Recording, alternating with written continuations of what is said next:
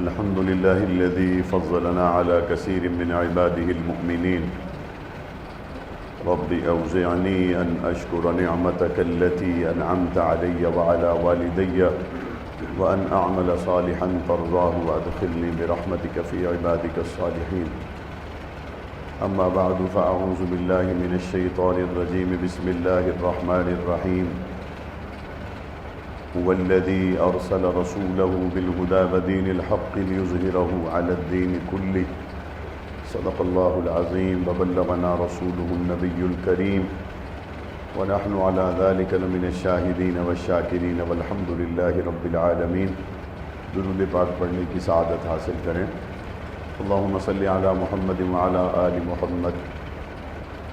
كما صليت على إبراهيم وعلى آل إبراهيم إنك حميد مجيد. اللهم بارك على محمد وعلى آل محمد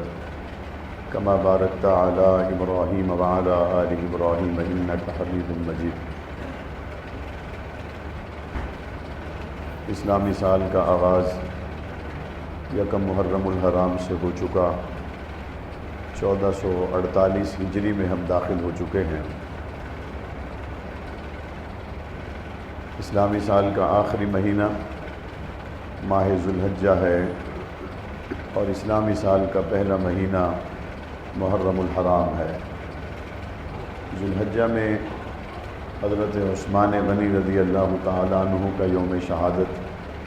اور یکم محرم الحرام کو سیدنا عمر بن خطاب رضی اللہ تعالیٰ عنہ کا یوم شہادت اور 10 محرم الحرام کو نواسۂ رسول جگر گوشہ بطول حضرت حسین رضی اللہ تعالیٰ عنہ کا کربلا میں جام شہادت نوش کرنا اس بات کی بین دلیل ہے کہ اسلام کے ابتدا سے لے کر عروج تک آج تک جتنا بھی اسلام پھیلا ہے قربانیوں سے عبارت ہے. نبی کریم صلی اللہ علیہ وسلم کے مصلی کے وارث سیدنا عمر بن خطاب رضی اللہ تعالی عنہ یا حضرت عمر بن خطاب رضی اللہ تعالی عنہ کے مصلی پر آنے والے جناب عثمان بن عفان رضی اللہ تعالی عنہ یا 10 محرم الحرام کو جام شہادت نوش کرنے والی عظیم المرتبت شخصیت حضرت حسین رضی اللہ تعالی عنہ، اگر ان تمام کے قاتلوں کا دشمنوں کا ایک نظر میں تجزیہ کیا جائے تو یہ تمام ایک ہی گروہ ایک ہی طبقے سے تعلق رکھنے والے لوگ ہیں. یہ اس سے باہر کے لوگ نہیں ہیں. حضرت عمر بن خطاب رضی اللہ تعالیٰ عنہ کے دور میں یہ قانون تھا کہ مدینہ منورہ میں کوئی غیر مسلم داخل نہیں ہو سکتا. حضرت مغیرہ بن شعبہ رضی اللہ تعالیٰ عنہ کا غلام تھا ابو لولو مجوسی. یہ چکی بنانے کا کام بہت اچھا جانتا تھا تو اس نے مغیرہ بن شعبہ رضی اللہ تعالیٰ عنہ کو اپنے ہنر سے اس بات پر گویا آمادہ کر لیا کہ حضرت مغیرہ بن شعبہ رضی اللہ تعالیٰ عنہ نے حضرت عمر بن خطاب رضی اللہ تعالیٰ عنہ کو سفارش کی کہ یہ بہت عمدہ کام جانتا ہے، اگر اسے میری سفارش کی وجہ سے مدینہ طیبہ میں آنے کی اجازت دے دیں تو مسلمانوں کو اس سے بہت فائدہ ہوگا. اب یہ ایک انٹری ہے مسلمانوں کے دارالحکومت میں ایک ایسے شخص کی جو مسلمانوں کے اس امیر المومنین کو راستے سے ہٹانا چاہتا ہے جس نے کیسر و کسریٰ کے تاج اور تخت الٹ کر رکھ دیے. ایک ایسے شخص کے قریب پہنچنا چاہتا ہے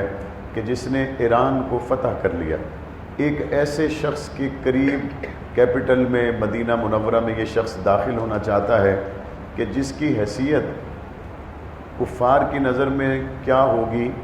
اس کا تو کفار بہتر بتا سکیں گے، لیکن مسلمانوں کی نظر میں حضرت عمر بن خطاب رضی اللہ تعالیٰ عنہ کی عظمت اور حیثیت کیا تھی. اس بات سے آپ اندازہ کر لیں کہ ایک موقع پر حضرت عمر بن خطاب رضی اللہ تعالیٰ عنہ نے اس خواہش کا اظہار کیا کہ میرے دل میں یہ ہے کہ میں مدینہ منورہ سے باہر نکل جاؤں اور سرحدات پر جو اللہ اور اس کے رسول کے لیے اور اسلام کی اشاعت کے لیے مسلمان جہاد میں مصروف ہیں، میرا جی چاہتا ہے میں ان کے ساتھ جا ملوں اور میں جہاد کروں اور سرحدات پر کھڑے ہونے والے فوجیوں کے ساتھ اپنی شب و روز قربان کروں۔ تو حضرت علی المرتضیٰ رضی اللہ تعالی عنہ نے یہ کہا، اے امیر المومنین، آپ مدینے سے نہ جائیں، آپ کی حیثیت مسلمانوں کے درمیان میں وہی ہے جو چکی میں کلی کی حیثیت ہوتی ہے، کہ جب تک وہ کلی قائم رہتی ہے تب تک وہ چکی چلتی رہتی ہے، اور جب وہ کلی ٹوٹ جائے، نکل جائے، تو وہ سارا چکی کا دائرہ کسی کام کا نہیں رہتا۔ تو حضرت علی رضی اللہ تعالیٰ عنہ نے اس وقت یہ کہا،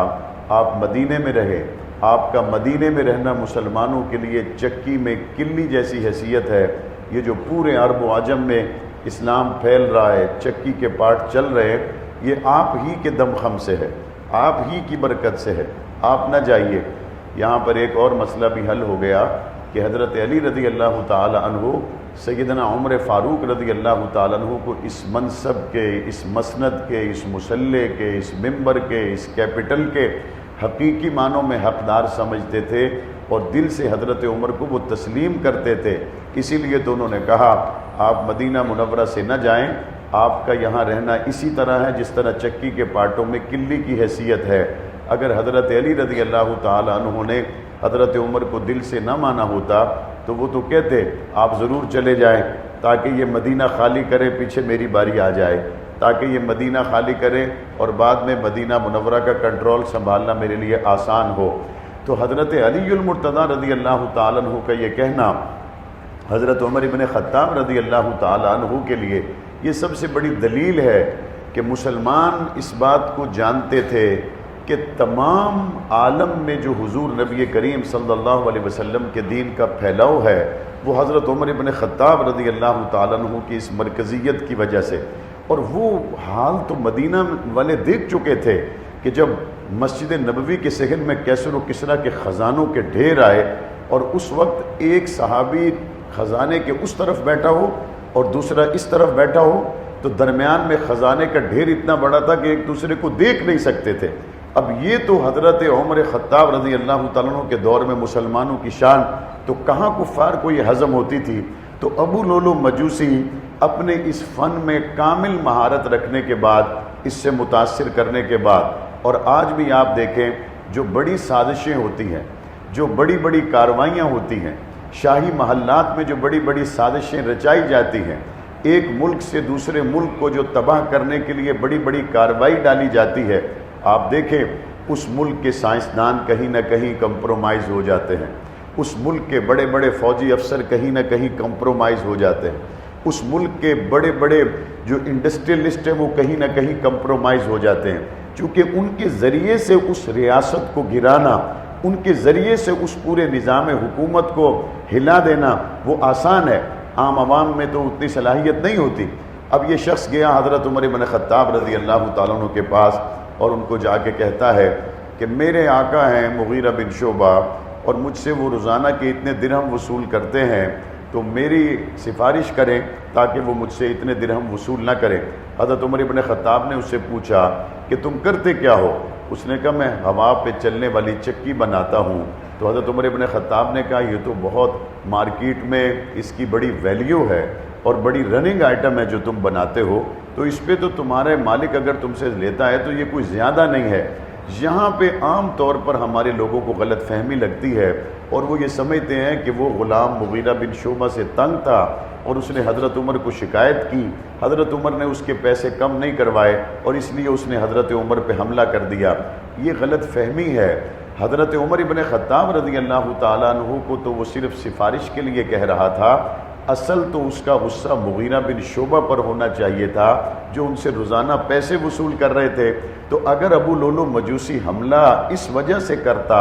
کہ مجھ سے پیسے زیادہ وصول کیے جا رہے ہیں تو وہ عمر بن خطاب پر نہ کرتا، وہ مغیرہ بن شعبہ پر کرتا، اور حضرت مغیرہ بن شعبہ پر حملہ کرنا اس کے لیے آسان تھا چونکہ وہاں پہ کوئی سیکیورٹی کا ایسا بندوبست بھی نہیں تھا، اور ان پہ حملہ کر کے وہاں سے بھاگ جانا بھی ابو لولو مجوسی کے لیے آسان تھا، لیکن اس نے مغیرہ بن شعبہ رضی اللہ تعالیٰ عنہ پہ حملہ نہیں کیا۔ اور حضرت عمر کے پاس بھی وہ اس لیے نہیں آیا تھا کہ وہ ان کو یہ شکایت لگاتا کہ میرا مالک مجھ سے پیسے زیادہ وصول کر رہا ہے، اصل میں وہ سیکیورٹی سسٹم دیکھنے آیا تھا، آئیں گے کہاں سے، جائیں گے کہاں سے، یہ ساری صورتحال دیکھنے کے لیے، موقع دیکھنے کے لیے کسی نہ کسی بہانے سے امیر المومنین تک پہنچنا اور ساری صورتحال کو قریب سے دیکھنا، پھر اپنے اس منصوبے کو مکمل کرنا اور اس کے بعد پھر اسے عملی جامہ پہنانا، اس لیے کوئی نہ کوئی بہانہ تو چاہیے۔ اس بہانے کو لے کر وہ وہاں گیا اور حضرت مغیرہ بن شعبہ کی شکایت لگانے میں اس نے پوری صورتحال کا جائزہ لیا، اور نماز فجر میں اس نے ذی الحجہ کے آخری دنوں میں حضرت عمر بن خطاب رضی اللہ تعالیٰ عنہ پر حملہ کیا، اور پھر نماز فجر میں یہ تاریخ اسلام کی پہلی دہشت گردی ہے جو مسلح رسول پر حضرت عمر بن خطاب رضی اللہ تعالیٰ عنہ کے خلاف کی گئی، اور حضرت عمر رضی اللہ تعالیٰ عنہ جام شہادت نوش کر گئے۔ حضرت عمر بن خطاب رضی اللہ تعالیٰ عنہ کے بعد اسلام 22 لاکھ مربع میل سے نکل کر حضرت عثمان کے دور میں 44 لاکھ مربع میل تک پہنچ گیا۔ اب جب یہ حضرت عمر کے بعد اسلام نہیں رکا، اسلام کا جھنڈا لہرایا، پھیلا، آگے بڑھا، پھولا، قرآن کا پیغام آگے پہنچا، تو بے قراری میں اور اضافہ ہوا کہ ہم نے پوری کوشش کے ساتھ مسلمانوں کے امیر کو راستے سے ہٹایا، لیکن قدم تو رکنے کا نام نہیں لے رہے۔ اب کیا کریں؟ مدینے میں جائیں کیسے؟ مسلمان کے علاوہ کون جائے گا؟ اور ان کے مقابلے میں لڑیں کیسے؟ تمام میدانوں میں تمام مذاہب کے ماننے والے تو مسلمانوں سے شکست کھا چکے ہیں، اب کیا کریں؟ تو حضرت عثمان کا پہلا 10 سالہ دور، ان میں یہ سوچ بچار ہوتی رہی، اور آخری 2 سالوں میں پھر یہ منصوبہ بنایا گیا، اپنے آپ کو ظاہر مسلمان کرو اور اندر اپنے کفر کو چھپاؤ، اور محبت علی کا نعرہ لگا کر حضرت عثمان غنی رضی اللہ تعالیٰ عنہ پر یہ الزام لگایا کہ یہ جو حضور صلی اللہ علیہ وسلم کے بعد ابو بکر تخت خلافت پہ آئے، یہ تو حق حضرت علی کا تھا، ابو بکر نے تو اس پہ قبضہ کر لیا۔ یہ جو حضرت عمر بعد میں آئے، یہ تو حق حضرت علی کا تھا، عمر نے تو 10 سال اس پہ قبضہ کر لیا۔ یہ جو عثمان بنو امیہ سے آ گئے، یہ تو حق حضرت علی کا تھا، عثمان نے تو اس پہ قبضہ کر لیا۔ یہ بات پوری ذمہ داری سے عرض کر رہا ہوں، حضرت ابو بکر کے 2 سالہ دور میں، حضرت عمر کے 10 سالہ دور میں، اور حضرت عثمان کے پہلے 10 سالہ دور میں، یہ 22 سال کا دور بنتا ہے میرے نبی کریم صلی اللہ علیہ وسلم کے بعد۔ اس 22 سالہ دور میں عرب و عجم میں، شرق و غرب میں، مکہ و مدینہ میں، کوفہ و بصرہ میں، ان 22 سالوں میں ایک آواز، ایک تحریر، ایک تقریر، ایک جملہ، ایک اثر بھی اس بات کا موجود نہیں ہے کہ کسی نے یہ کہا ہو کہ ابو بکر غاصب حق علی کا تھا، کسی نے یہ کہا ہو عمر غاصب حق علی کا تھا، کسی نے یہ کہا ہو عثمان غاصب حق علی کا تھا۔ یہ حضرت عثمان کے آخری 2 سالوں میں عبداللہ ابن سبا یہودی، جس کا تعلق یمن سے تھا، اس نے خود کو مسلمان ظاہر کیا۔ اس بات کو وہ جانتا تھا، جب کلمہ پڑھیں گے تو مسلمانوں کی تلوار سے تو بچ جائیں گے، جب بچیں گے تو اگلی سازش کریں گے، اگر مارے گئے تو اگلی سازش تک تو کوئی نہیں پہنچے گا۔ چنانچہ خود کو ظاہر مسلمان کرنے والا اور باطن میں صحابہ اہل بیت کی نفرت، اسلام کی نفرت کو لے کر آگے بڑھنے والا، حضرت عثمان کو غاصب کہنے والا، ابو بکر و عمر کو غاصب کہنے والا، بالاتفاق عبداللہ ابن سبا یمن کا رہنے والا یہودی تھا، جس نے دنیا کو یہ نظریہ پیش کیا، اور اس کے ساتھ کچھ لوگ مل گئے، اور جب ہوا چلتی ہے تو بعض مخلص لوگ بھی اس کا شکار ہو جاتے ہیں۔ انہوں نے مدینہ طیبہ میں حضرت عثمان غنی رضی اللہ تعالیٰ عنہ کے گھر کا محاصرہ کیا، اور حضرت عثمان سے حضرت علی نے اجازت چاہی، اگر آپ اجازت دیں تو ہم ان کی گردنیں اتار دیں۔ تو حضرت عثمان نے جواب دیا کہ جب تک میں زندہ ہوں محمد کریم کے مدینے میں لہو نہیں دیکھ سکتا، میں نہیں چاہتا کہ حضور کے مدینے میں خون بہے اور میں اس کا حکم دوں، اور ہوں بھی سامنے سے کلمہ پڑھنے والے، ایسے کلمہ پڑھنے والوں کے خلاف تلوار چلانے کا بھلا میں کیسے حکم دے سکتا ہوں۔ حضرت عثمان غنی رضی اللہ تعالیٰ عنہ کی 40 دن کے بعد شہادت ہو گئی۔ اب یہ حضرت علی سے جو محبت کا نعرہ لگا کر حضرت عثمان کے گھر کا گھراؤ کرنے والے، حضرت علی سے محبت کا دعویٰ کرنے والے، اور حضرت علی رضی اللہ تعالیٰ عنہ سے محبت کا نعرہ لگا کر حضرت عثمان کے پانی بند کرنے والے، حضرت علی رضی اللہ تعالیٰ عنہ اگر ان کے نعرے سے متفق ہوتے تو وہ حضرت عثمان کے دروازے پر پہرے کے لیے کبھی حضرت حسن کو نہ بھیجتے، کبھی حضرت حسین کو نہ بھیجتے۔ اور حضرت عثمان غنی رضی اللہ تعالیٰ عنہ کی شہادت کے بعد بڑی تعداد میں مخلصین نے اور بڑی تعداد میں ان لوگوں نے بھی حضرت علی رضی اللہ تعالیٰ عنہ کے ہاتھ پر بیعت کی۔ اب ایک سوال ذہن میں آئے گا کہ حضرت عثمان کی شہادت کے بعد اگر ان لوگوں نے پناہ حضرت علی کی فوج میں لی تو بعد میں انہوں نے حضرت علی کے ساتھ کیا کیا؟ تو یہ وہ بات میں عرض کر رہا ہوں جو ہر جگہ اسی طور پر لکھی اور بیان کی گئی ہے، جو میں آپ کی نظر کرنا چاہتا ہوں۔ یہی قاتلین عثمان بعد میں خوارج بنے اور انہی کے ہاتھوں پر وقت آنے پر حضرت علی کا خون آیا۔ یہی قاتلین عثمان بعد میں جنگ جمل، جنگ صفین بھڑکانے والے بنے، انہی کے ہاتھوں پر حضرت طلحہ اور حضرت زبیر کا خون آیا جو عشرہ مبشرہ ہیں، اور انہی کے ہاتھوں پر حضرت عمار کا خون تلاش کرنا چاہیے۔ اور نبی کریم صلی اللہ علیہ وسلم کے لاڈلے دوہرے داماد حضرت عثمان غنی رضی اللہ تعالیٰ عنہ کے خون سے اپنے ہاتھوں کو رنگین کرنے والے در حقیقت یہ وہی طبقہ تھا جنہوں نے بعد میں حضرت علی کو شہید کیا، جنگ جمل اور جنگ صفین بھڑکائی۔ اور کیوں نہ بھڑکاتے؟ انہیں پتہ تھا کہ اگر حضرت علی اور حضرت معاویہ کی صلح ہو گئی تو صلح ہونے کے بعد سب سے پہلا کام کیا ہوگا؟ سب سے پہلا کام تو یہی ہوگا کہ قاتلین عثمان سے بدلہ لیا جائے گا۔ اب جب قاتلین عثمان سے بدلہ لیا جائے گا، اور بدلہ کب لیا جائے گا؟ جب علی اور معاویہ کے درمیان میں صلح ہو جائے گی، تو جس کو پتہ ہے کہ صلح ہوتے ہی اگلے دن میری گردن پہ تلوار آ جائے گی، وہ جان پہ کھیل جائے گا لیکن کبھی صلح نہیں ہونے دے گا۔ وہ جان پہ کھیل جائے گا، کبھی صلح نہیں ہونے دے گا۔ اس کو پتہ ہے جیسے ہی صلح ہوگی اگلے دن میرے تن پہ میری گردن باقی نہیں رہے گی۔ لیکن نبی کریم صلی اللہ علیہ وسلم کا وہ فرمان تو کئی سال پہلے آ چکا تھا۔ پاک پیغمبر نے حضرت حسن رضی اللہ تعالیٰ عنہ کو دیکھ کر فرمایا تھا، میرا یہ بیٹا حسن سردار ہے، دو مسلمان گروہوں کے درمیان صلح کروائے گا۔ حضرت حسن رضی اللہ تعالیٰ عنہ حضرت علی کی شہادت کے بعد حضرت معاویہ رضی اللہ تعالیٰ عنہ کے ہاتھ پر بیعت کرتے ہیں، اور مسلمانوں کا پرچم جو 44 لاکھ مربع میل پر حضرت عثمان کے دور میں لہرا رہا تھا، وہ حضرت معاویہ رضی اللہ تعالیٰ عنہ کے دور میں 64,65,000 مربع میل پر لہرا رہا تھا۔ اور حضرت علی المرتضیٰ رضی اللہ تعالیٰ عنہ کے بیٹے حضرت حسن، حضرت حسین، یہ اصول کے طور پر ایک بات ذہن میں رکھ لیں، بالخصوص نوجوانوں کو یہ بات زندگی بھر فائدہ دے گی۔ آج لوگ کہتے ہیں حضرت معاویہ میں فلاں خامی تھی، حضرت عثمان میں فلاں خامی تھی، حضرت عمر میں فلاں خامی تھی۔ اصول کے طور پر، معیار کے طور پر، پیمانے کے طور پر ایک بات ذہن میں رکھ لیں کہ جتنے لوگ آج کہتے ہیں فلاں صحابی میں فلاں خامی تھی، فلاں خامی تھی، فلاں خامی تھی، ہم نے تو کتابوں میں پڑھا، آپ نے کتابوں سے پڑھ کے ہمیں بتایا کہ یہ خامیاں تھی۔ وہ خامیاں اگر تھی تو حضرت حسن، حضرت حسین نے آنکھوں سے دیکھی تو ہوگی نا۔ وہ خامیاں اگر تھی تو حضرت حسن و حسین نے حضرت عثمان میں دیکھی تو ہوگی نا۔ وہ خامیاں اگر تھی تو حضرت حسن اور حضرت حسین نے حضرت معاویہ میں دیکھی تو ہوں گی نا۔ اگر وہ ساری خامیاں دیکھنے کے بعد حضرت حسین حضرت معاویہ کی بیعت پر 20 سال تک قائم رہے تو اس کا مطلب ہے جنت کے جوانوں کے سرداروں کو جب صحابہ میں کوئی خامی نظر نہیں آتی تو آج پھر حسن اور حسین کے ماننے والوں میں بھی ان میں کوئی خامی نظر نہیں آتی۔ جب ان کو کوئی خامی نظر نہیں آتی تو ہمیں کیا خامی نظر آئی؟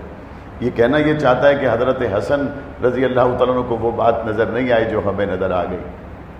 جنت کے سرداروں کو نظر نہیں آئی، آج کے چوڑا چماروں کو نظر آ گئی، جنت کے جو سردار تھے ان کو نظر نہیں آئی، ان کو نظر آ گئی۔ آخری بات جو اس سلسلے کی عرض کرنا چاہتا ہوں وہ یہ ہے کہ حضرت معاویہ رضی اللہ تعالیٰ عنہ کے بعد حضرت حسن، حضرت حسین نے حضرت معاویہ کے ہاتھ پر بیعت کی۔ بعض لوگ کہتے ہیں دیکھیں جی حضرت حسن کو حضرت معاویہ نے زہر دلوا دیا، اور حضرت معاویہ نے زہر دلوایا تو حضرت حسن شہید ہو گئے، تو کتنا بڑا حضرت حسن کے ساتھ، حضور کے نواسے کے ساتھ ظلم ہوا۔ حضرت حسن سے جتنی محبت حضرت حسین کو ہے آج زمانے میں کسی کو بھی نہیں ہو سکتی۔ 1400 سال کے بعد ہمیں پتہ چل گیا کہ حضرت حسن کو زہر دیا گیا، حضرت حسین کو پتہ نہیں چلا کہ میرے بھائی کو زہر دیا گیا۔ حضرت حسن کے فوت ہونے کے 11 سال بعد تک حضرت حسین حضرت معاویہ کی بیعت پر قائم رہے، اعتماد تھا تو قائم رہے۔ بھائی کو کوئی زہر دے دے اور دوسرا بھائی اس بیعت پر قائم رہے، ہدایہ بھی وصول کرے، یہ ممکن نہیں ہے۔ دوسری بات، بعض دفعہ کہا جاتا ہے کہ جناب حضرت حسین رضی اللہ تعالیٰ عنہ نے حضرت معاویہ کے ہاتھ پر دل سے بیعت نہیں کی تھی، تو حضرت حسن جب فوت ہو گئے اس وقت کوفہ کے لوگوں نے خط لکھے، کہا حسین ہم نے دیکھا کہ حسن نے بیعت کی اور وہ صلح کی طرف آمادہ تھے، آپ آمادہ نہیں تھے، تو آپ ایسا کریں کہ اب حسن فوت ہو گئے، ہم ایک لشکر تیار کریں اور معاویہ کے خلاف اعلان جنگ کرتے ہیں۔ تو حضرت حسین کے وہ خط کے جواب آج بھی کتابوں میں موجود ہیں۔ فرمایا بدبختو لانتیو بےایمانو، وہ میرے بھائی حسن کی بھی بیعت تھی، وہ میں حسین کی بھی بیعت تھی، جب تک حسین کے دم میں دم ہے میں معاویہ کی بیعت پر قائم رہوں گا۔ حضرت حسین رضی اللہ تعالیٰ عنہ کا کربلا میں یزید کے ہاتھ پر بیعت نہ کرنا اس بات کی دلیل ہے کہ جب حضرت حسین حق مانتے ہیں تو وہ پھر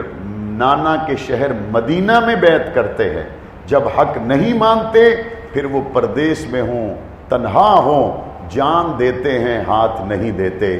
گردن دیتے ہیں ہاتھ نہیں دیتے۔ تو ہماری زندگی کا پیمانہ یہ ہے، جن کو حسن نے مانا حسین نے مانا، ہم بھی ان کو مانتے ہیں، جن کو حسن و حسین نے نہیں مانا ہم بھی ان کو نہیں مانتے۔ اللہ تبارک و تعالی ہمیں صحابہ کرام اہل بیت عظام کی سچی محبت نصیب فرمائے۔ وآخر دعوانا ان الحمد للہ رب العالمین۔